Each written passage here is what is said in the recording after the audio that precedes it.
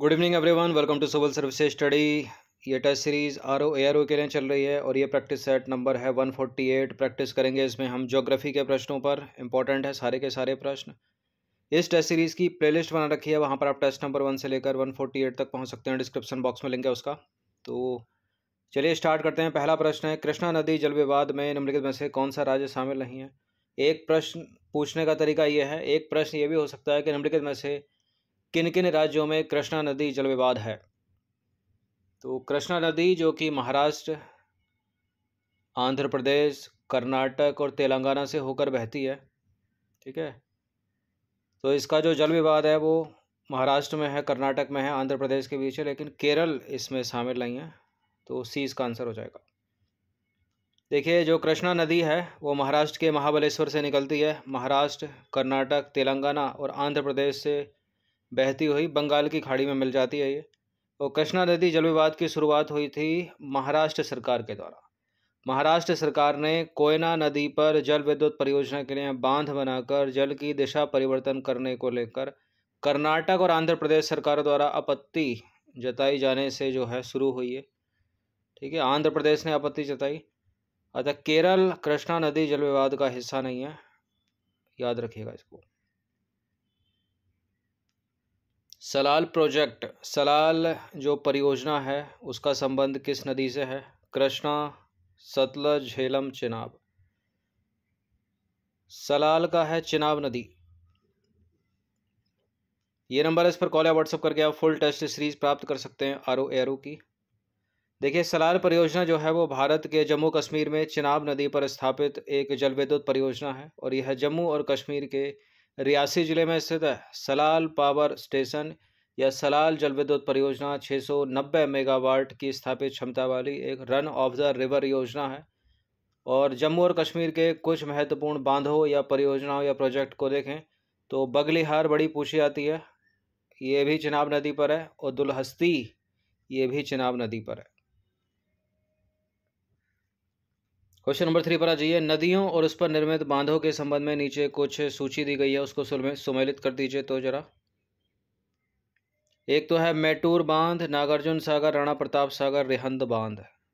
रिहंद बांध किस नदी पर है। रिहंद बांध जो बना है वो रेणुका नदी पर है। रेणुका या रिहंद एक ही बात है, ठीक है। और कभी कभी सोन भी इसको मैच करने के लिए रख देते हैं। जो सोन है, सोन नदी की ही सहायक नदी है, रेणुका नदी या रिहंद नदी। इसलिए अगर यहाँ सोन भी होता तब भी ये स्टेटमेंट सही हो जाता, मतलब बी का 4 हो जाता। कृष्णा नदी पर नागार्जुन सागर बना है, राणा प्रताप सागर चंबल नदी पर बना है, मेट्टूर डैम बना है कावेरी पर। तो ए का हो गया 1 और बी का हो गया 4। ए का हो गया 1, बी का 4, यानी इसका आंसर हो गया ऑप्शन नंबर बी। देखिए, कावेरी नदी पर मेट्टूर डैम है। रेणुका नदी या रिहंद नदी जो कि सोन की सहायक नदी है उस पर रिहंद बांध है। चंबल नदी पर राणा प्रताप सागर है और कृष्णा नदी पर नागार्जुन सागर। खादीन या जोहड़ क्या है। प्राचीन भारत की नदियां, प्राचीन भारत के बंदरगाह, युद्ध में जीता गया लूट का माल, या वर्षा जल संग्रहण के तरीके। यह वर्षा जल संग्रहण के तरीके, ऑप्शन नंबर सी है इसका आंसर। देखिए, राजस्थान के जैसलमेर में खादीन और अन्य क्षेत्रों में जोहड़ के द्वारा जल का संचयन किया जाता है।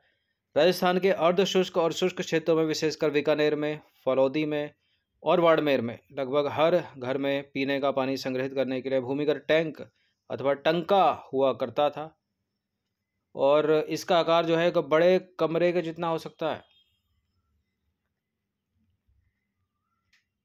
क्वेश्चन नंबर 5 पर आ जाइए। निम्नलिखित में से कौन से कथन बहुउद्देशीय नदी परियोजनाओं के संबंध में सत्य हैं।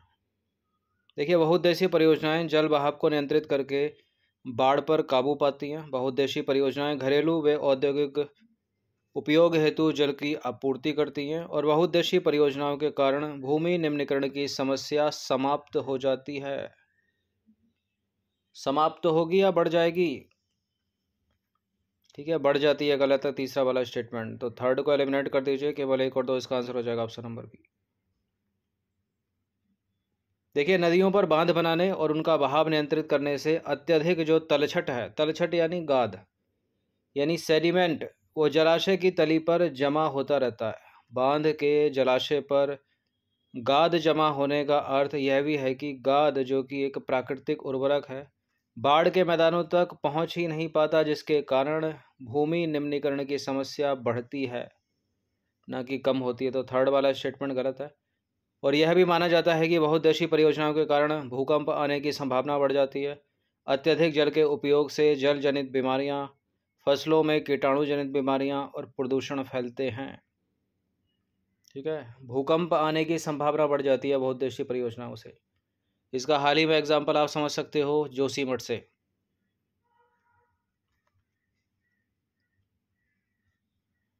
ठीक है, क्योंकि इनको बनाने के लिए मिट्टी जमीन के अंदर ड्रिल भी करना पड़ता है। क्वेश्चन नंबर 6 पर आ जाइए। निम्नलिखित में से कौन सा उद्योग बॉक्साइट को कच्चे माल के रूप में प्रयोग करता है? एल्युमिनियम। देखिए, बॉक्साइट का कच्चे माल के रूप में प्रयोग किया जाता है। ठीक है, और एल्युमिनियम जो है हल्का, जंगरोधी, ऊष्मा का सुचालक व लचीला होता है तथा इसे अन्य धातुओं के मिश्रण से अधिक कठोर बनाया जा सकता है। तो बॉक्साइट को कच्चे माल के रूप में प्रयोग किया जाता है एल्युमिनियम उद्योग में।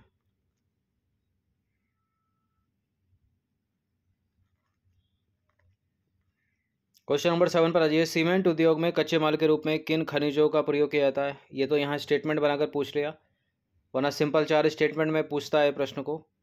तो जो चूने का पत्थर है वो सीमेंट उद्योग में कच्चा माल है, लेकिन इसके अलावा सिलिका भी, एल्यूमिना भी और जिप्सम भी, ये सारे के सारे सीमेंट के उद्योग में कच्चे माल हैं। तो सारा का सारा डी है इसका आंसर। देखिए, सीमेंट उद्योग को भारी व स्थूल कच्चे माल की आवश्यकता होती है, जैसे कि चूना पत्थर, सिलिका, एल्यूमिना और जिप्सम। रेल परिवहन के अतिरिक्त इसमें कोयला तथा जल विद्युत की भी आवश्यकता होती है। क्वेश्चन नंबर 8 पर आ जाइए। लोहा तथा इस्पात यानी आयरन एंड स्टील उद्योग में कच्चे माल के रूप में किस खनिज का उपयोग नहीं किया जाता? आयरन और स्टील में कच्चा माल लौह अयस्क है, कोकिंग कोल है, चूने का पत्थर है, सिलिका नहीं है।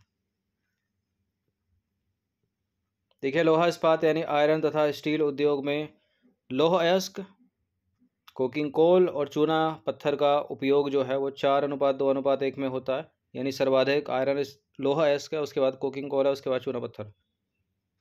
और स्टील को कठोर बनाने के लिए इसमें क्या मिलाया जाता है? मैग्नीज की कुछ मात्रा की आवश्यकता होती है। भारत जो है, भारत संसार का प्रमुख लौह इस्पात उत्पादक देश है, फिर भी हम इसके संपूर्ण संभाव्य का विकास नहीं कर पाए हैं। इसके कुछ कारण हैं। कौन कौन से हैं वो कारण? जैसे कि उच्च लागत तथा कोकिंग कोयले की सीमित उपलब्धता है भारत में, कम श्रमिक उत्पादकता है, ऊर्जा की अनियमित आपूर्ति है और अविकसित अवसंरचना। क्वेश्चन नंबर 9 पर आ जाइए। विभिन्न उर्वरकों तथा उनमें प्रमुख यौगिकों के संबंध में नीचे दिए गए युग्मों में से कौन सा जो है सही सम्मिलित होगा? ये है उर्वरक यानी फर्टिलाइजर, ये उसमें पाए जाने वाले यौगिक। मिश्रित उर्वरक के सामने नाइट्रोजन, फॉस्फेट और पोटास लिखा है। डीएपी के सामने फॉस्फेट उर्वरक लिखा है, यूरिया के सामने नाइट्रोजन उर्वरक। तो यूरिया वाला तो सही है। मिश्रित उर्वरक नाइट्रोजन, फॉस्फेट, पोटास, ये भी ठीक है।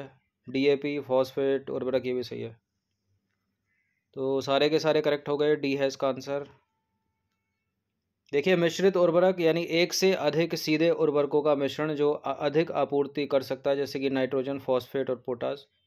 डीएपी यानी डाई एमोनियम फॉस्फेट। ठीक है, तो फॉस्फेटी उर्वरक हो गया ये।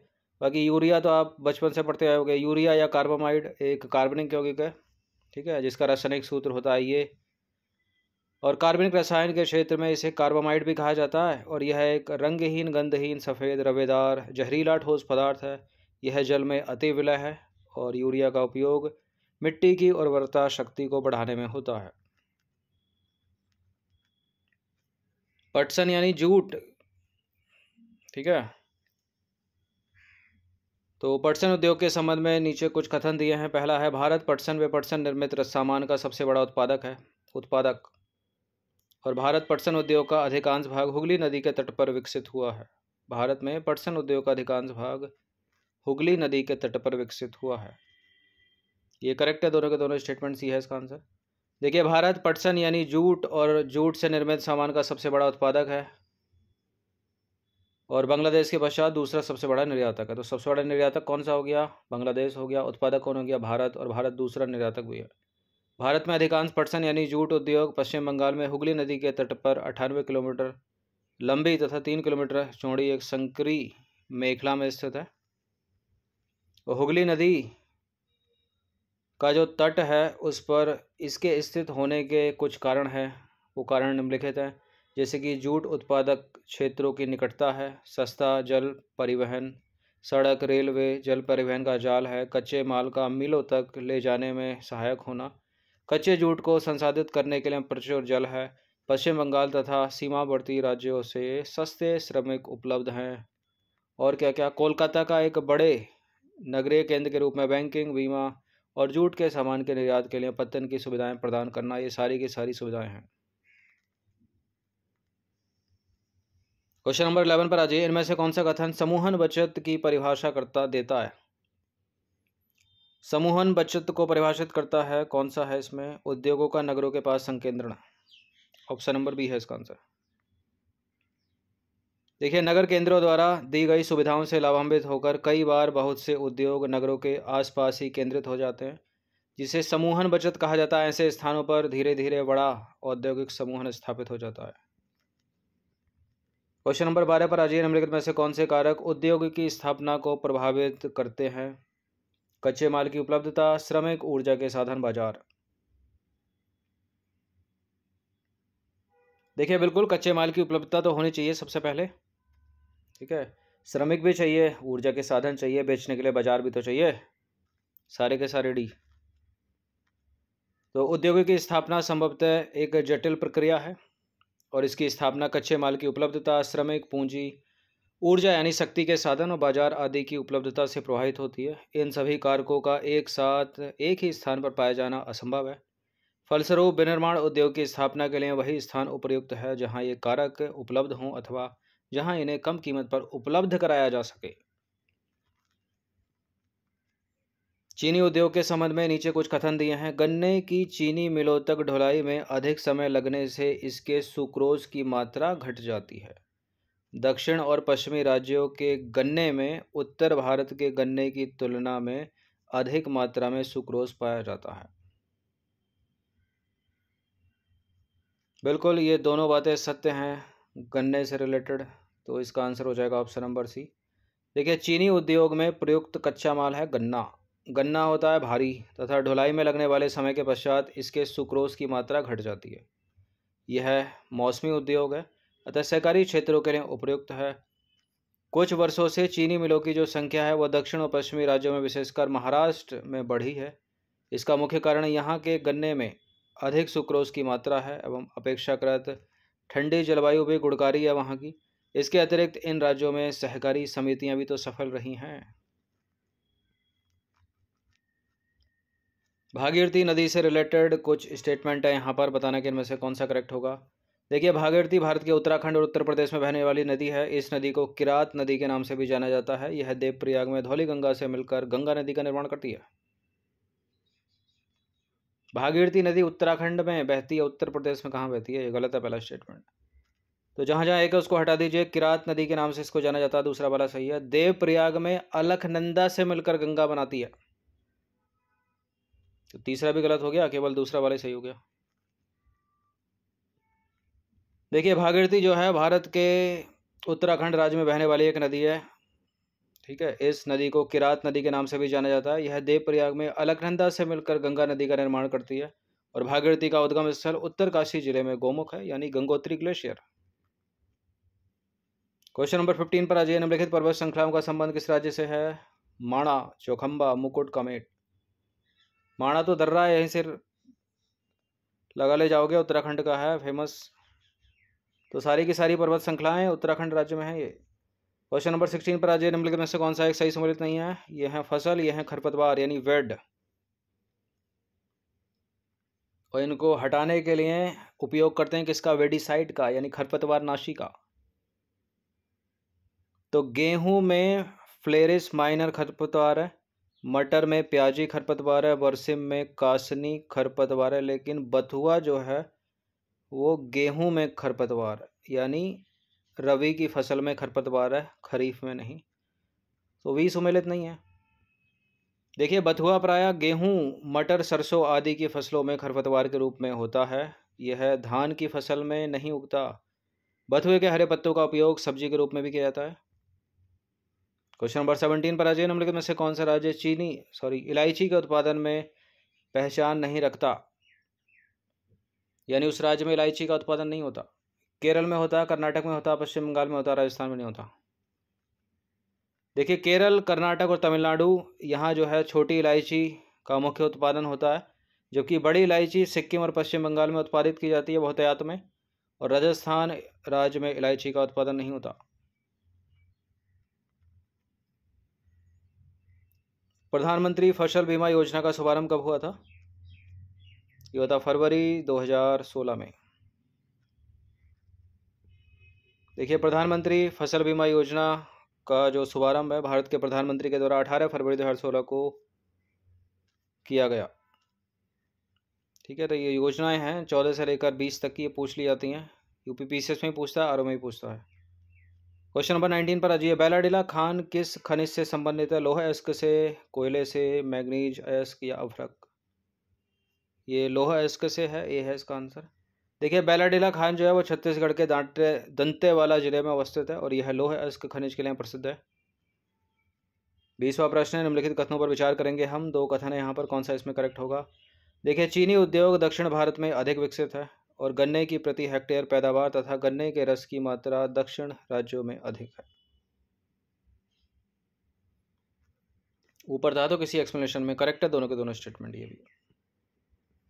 तो चीनी उद्योग दक्षिण भारत में अधिक विकसित है। महाराष्ट्र, कर्नाटक, तमिलनाडु भारत में चीनी के प्रमुख उत्पादक राज्य हैं, और दक्षिण भारत में गन्ने की जो उच्च उत्पादकता है, अर्थात गन्ने के प्रति हेक्टेयर पैदावार में गन्ने में रस की मात्रा अधिक होती है दक्षिण भारत में।